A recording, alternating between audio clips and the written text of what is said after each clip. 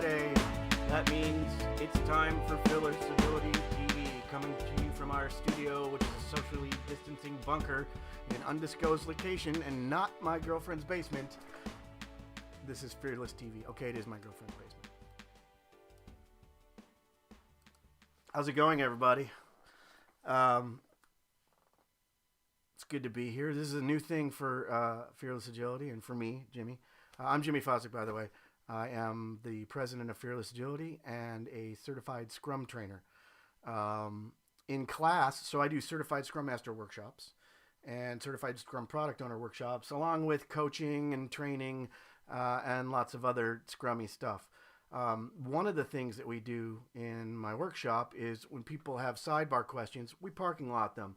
That's a good Scrum Master thing to do. Now, in the past, I used to answer those questions at the end of class, but nobody really ever paid attention.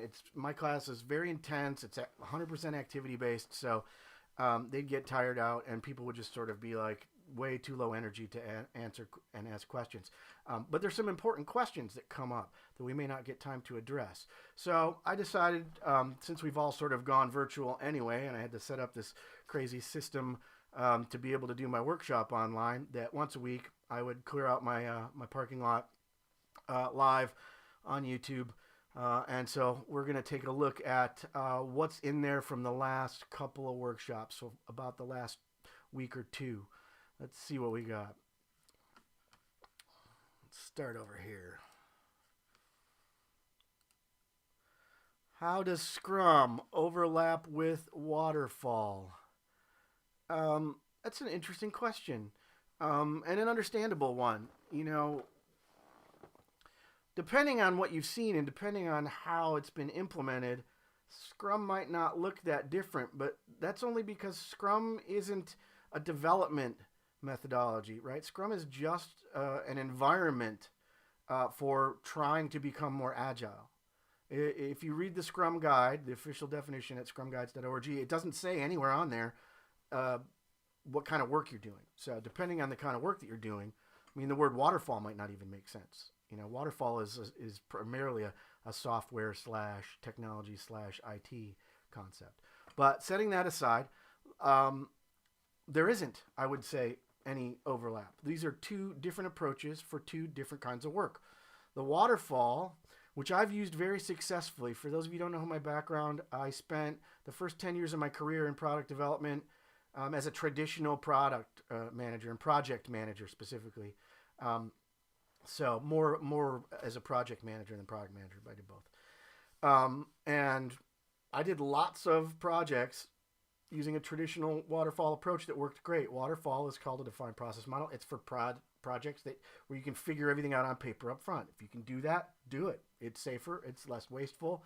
But for certain kinds of problems, especially problems that we're solving for other people, you just can't do that. You can't figure it out on paper. And so in the middle 90s, a few different people discovered, well, there's a different model called an empirical model. And if you take my workshop, you'll get lots of detail about that. But it's a completely different set of tools. So my answer to how does Scrum overlap with Waterfall would be, it doesn't really. Waterfall is a development life cycle for defined process model problems. Scrum is a sort of a project management approach, which you can use in software. And you could definitely wrap Scrum around Waterfall, but that's going to be pretty painful and unsuccessful. We usually call that Scrummerfall, and somebody a lot funnier than I described that as part of the fragile set of methods. So let's see what's next on the board. Is a roadmap a good substitute for a whiteboard wall? That's a curious question. I guess it depends on what your purposes for each are. A roadmap is usually sort of a high level. Here are our goals and objectives, typically by quarter or by month. Whereas a whiteboard wall is, you could put your roadmap on a whiteboard wall. If you're saying is a roadmap a substitute for a product backlog or a sprint backlog that you would keep on a card wall, no, I would say it isn't. but I'm not really sure. Uh, I'm not really sure what's being asked in that question. In general, I would say physical media that's visual is probably the most effective, but that's just me. Let's see what else we got. Emphasize the difference um, between a project manager and a scrum master. um, that's a weird thing to compare. Except I understand why people do it. When we learn something new, like a new word like Scrum Master, we want to always try to connect it to something that we already know. And so we might superficially sort of read the just the basic job description, maybe that's written in the Scrum Guide of Scrum Master, and go, oh, well, that's kind of like a project manager. Except it really isn't. They're just completely different jobs, right? Project managers manage projects, usually more than one, and typically traditional defined process model projects, things that you can solve on paper. So the vast majority of project managers in the world have been for in the construction and real estate development industry. That's who started PMI in 1969. It wasn't until the mid to late 90s that software people that were managing software projects had to gravitate to something, and they gravitated to PMI project management. But it never really worked that great. But it's a different job, right? You're managing schedule, budget, scope, integration. Those are the big four in the PMBOK guide. Then there's risk management and a whole bunch of other things that you need to be familiar with. And it's just and it's a different job. A Scrum Master is somebody who has a mastery of Scrum, and they teach it to their team and their product owner and their organization, and they protect the team from the inevitable dysfunction and disruption that it's going to cause, and they evangelize to the rest of the organization. But they're not responsible for the people or the work that gets done or any of that. So they're completely different jobs. If you're not doing Scrum, you don't need a Scrum Master. And if you are doing Scrum, you definitely need one. Let's go back to the wall here. Let me zoom out a little bit. See where I am. All right, we did that one, that one, that one. Oh, let's go to this one. How much should a product owner be involved in test plans? That's easy. Not at all. Test plan is part of the how. Product owner is not responsible for the how. Product owner is responsible for figuring out the what. Like, what are the problems that business people are having that we're going to make a product to solve or satisfy? So I wouldn't. I would want to, I've been a product owner a bunch, and I would want to know that the product was being tested. But beyond that, I just sort of have to trust the people on the team to do that, because it's not my responsibility, and I probably don't know anything about it if I'm a product owner, because product owner isn't necessarily technical. Let's see what's next.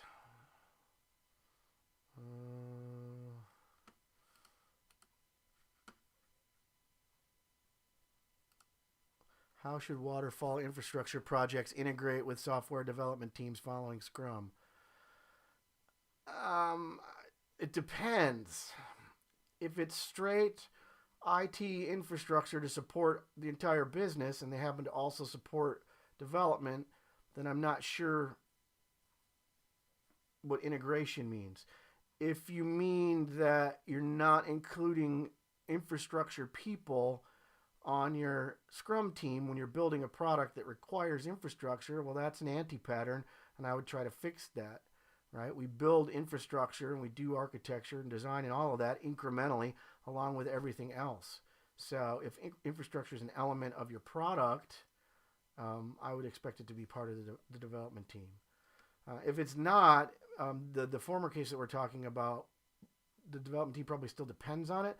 It's going to slow them down, right? Because infrastructure that's separate and usually supporting lots of different priorities and things, they're probably not going to be able to keep up. But that's more of an enterprise transformation question, I think. All right, moving on. Let's see. Oh, I have a glib response to this one. What's the difference between agile and scaled agile? Nothing. Agile is agile. Agile is just a philosophy. It's a belief set. It means we value certain things. We value people over the tools they use. We value working stuff over lengthy descriptions of that. We value embracing change to maximize our customers' advantage, not trying to stave it off because it doesn't follow a particular plan we may have had. But that's it, right? Agility is a philosophy. So you have that philosophy or you don't. And you can have that philosophy when you're a small organization, or you can have it when you're a large organization. I think execution is probably harder in larger organizations because you got to get more people to believe it. But all this business about scaled agile, I've never had to scale agile in my life. Now, what about the various frameworks? Yes, I have. But I haven't needed anything special to do it. If you're talking about Scrum, in order to be able to do it well with a single team, they're going to have to adopt agile engineering practices like extreme programming, which nobody does. They expect Scrum to be enough. That's not what Scrum's for. Scrum has a very narrow focus. It shows you where things in your practices in your organization are not agile. And then you got to fill it in with whatever it is that you need to do for what you make. So the majority of my experiences with software and technology, in that case, I would say extreme programming. But once you do that, it doesn't matter whether you're doing it with one team or 100 teams. The problem with larger groups is two things. First of all, culture. There's a lot more people to convince and a lot more people who can undermine what you're trying to do. And the corporate antibodies come out and kill it normally, I would say most of the time. But there's also just an inability or an unwillingness to change the way we're doing things and to invest in that at a business level and the cost and the risk of that. Now, of course, somebody will come along, and lots of different people might come along and tell you, oh, hey, I have this magical framework that'll help you, that'll make it so that you can do it at the enterprise level. I tell all of my enterprise transformation clients, and I've had many, even a few of them been successful, start small, one team. If you can't make it work right with one team, you can't make it work right with many teams. So there's no difference between agile and scaled agile. Feel free to leave disagreement in the comments because this is going to be posted up on YouTube and on my website and everything else. Let's see.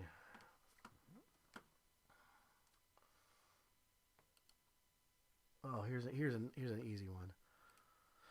What's the best way to resolve urgent, unexpected issues like your website app going offline while maintaining the Scrum framework?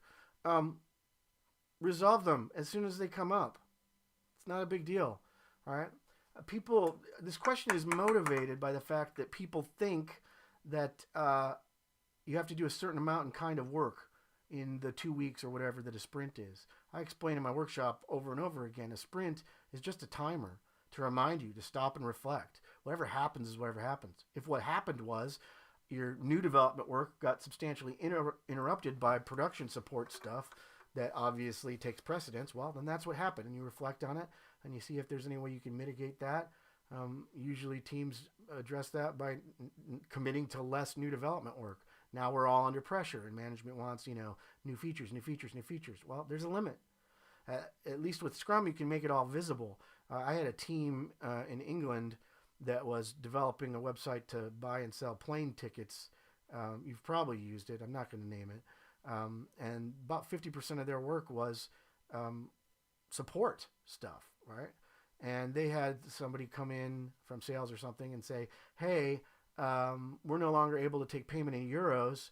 Here's what we didn't say. Well, we're doing Scrum, so make that into a user story and give it to the product owner, and maybe we'll get to it in 2 weeks. That would be ridiculous. No, we stopped what we were doing, we fixed it, and then we went back to what we were doing. And at the end, we talked about, in our retrospective, well, how come we didn't see that coming? Was it really something we couldn't know about, or what? So just do the work. Scrum isn't about the work. Scrum is about the reflection at the end. All right, a few more here. Here's one I see a lot. What can I do about having no dedicated Scrum Master or having to wear multiple hats? Don't. Either openly refuse, which would be more my style, Or if you can't get away with that, just smile and nod. Oh, yeah, I'm doing both of those things. And pick the one that you want to be good at. You can't get good at both. And you can't do both. So decide which one you like better. And then, in the meantime, try to find somebody else to sneak into that role. It's not like they're keeping track. Most middle managers and upper managers, myself included when I was one, don't really know exactly what's going on day to day with people. So, find somebody who wants the other job and sneak them into it. The other 5 or 6 people on the Scrum team will be able to pick up whatever that person was doing. So just don't. This would be better if there were people here to argue with, but there aren't. So I'm trying to anticipate that. Here's a couple that kind of go together. I guess 3 really. Let's move them around. I should have grouped these beforehand. Okay. So these 3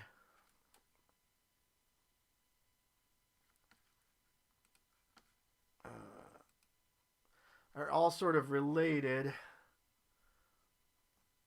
to tools, to electronic tools.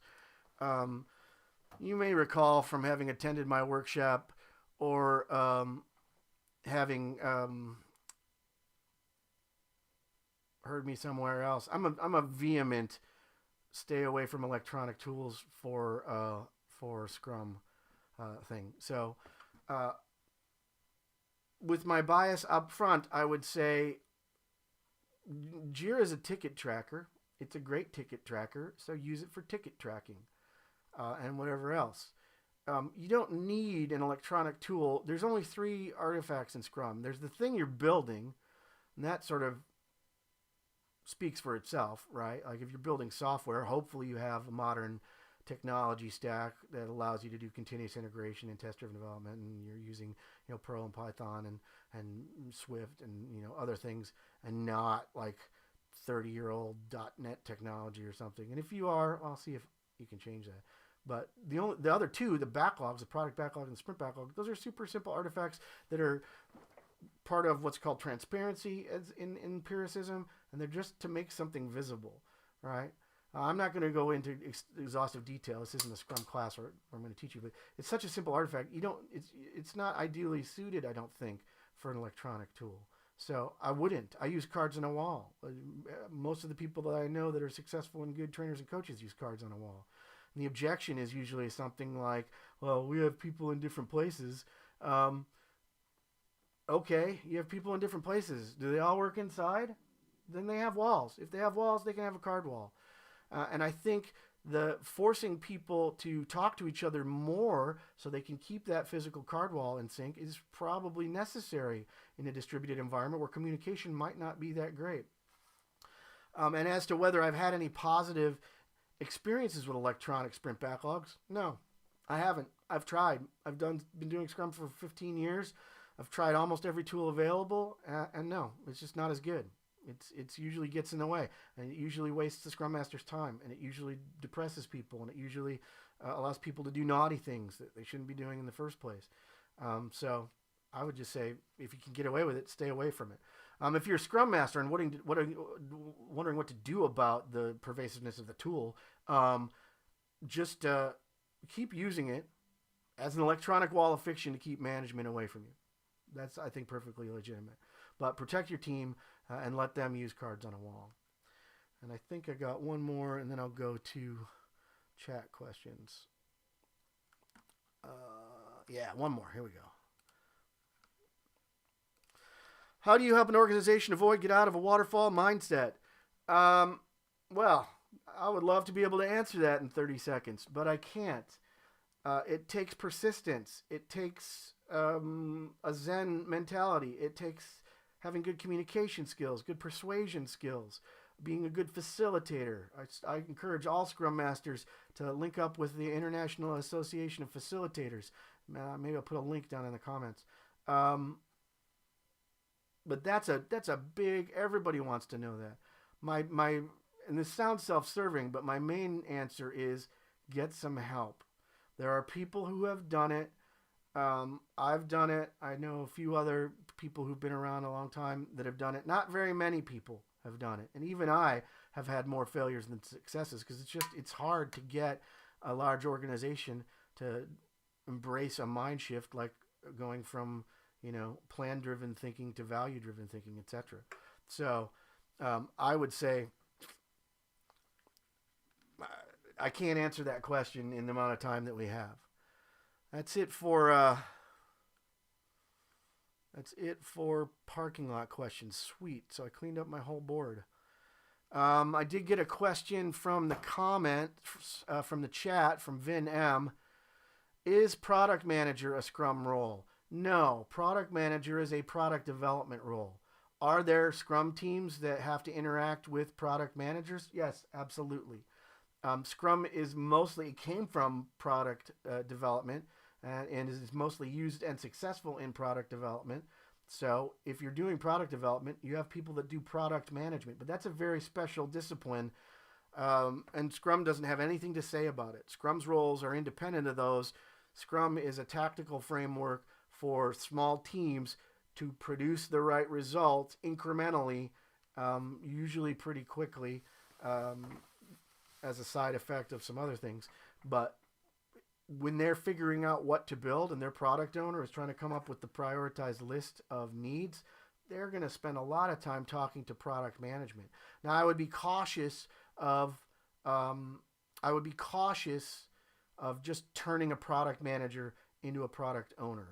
A product owner is a special job. It's for Scrum teams. It's not like any other job anybody else has done. Some of the skills might translate, but I found as often as not, product managers don't like being product owners because the product manager has got a lot more going on, right? They're very market facing and not just stakeholders within the organization, but outside and consumers and everything else. So be careful there. But you can have product managers. That's one of the key stakeholders that you'll be talking to. All right. Well, I appreciate you taking the time to help me clean out my parking lot. It's almost 6 o'clock here in Preferred Standard Time. So, of course, that means it's time for happy hour. So, cheers to you. Yeah, that's what I need after a long week. I am teaching a Certified Scrum Product Owner workshop virtually tomorrow on in the Eastern Time Zone. So if you want to check that out, you can go to fearlessagility.com/calendar. I'll put links in the comments or the Scrum Alliance. I'm also going to be releasing probably in the next day or two a Miro tutorial, mostly for my students. So students look for that. But anybody else that's interested in it, please subscribe. I just started doing this, and I'm hoping to do it about weekly. Live content on Fridays, recorded content at other times as available. And I hope to see you in a workshop sometime. And even if I don't, good luck and happy scrumming.